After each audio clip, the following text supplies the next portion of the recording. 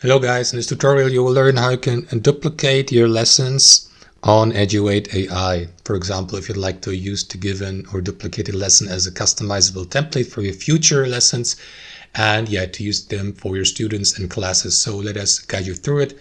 Navigate to Eduaide AI, log into your account and click into history here at the top and select your class on the top left. You may also go with all classes to get a better overview of all lessons inside your account.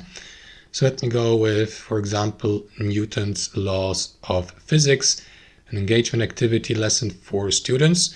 So what you want to do, guys, is click into these three dots here to the very right and select make a copy.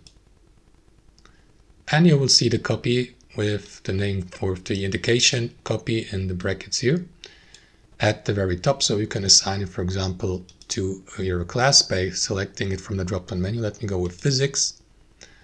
And you can also rename it by clicking into these three dots, by selecting load to workspace, and by also clicking into its title. So let us rename it to, I don't know, basic physics or something. I'm not an expert in physics, but I would name that a lesson, something like that. So press enter, and that's it.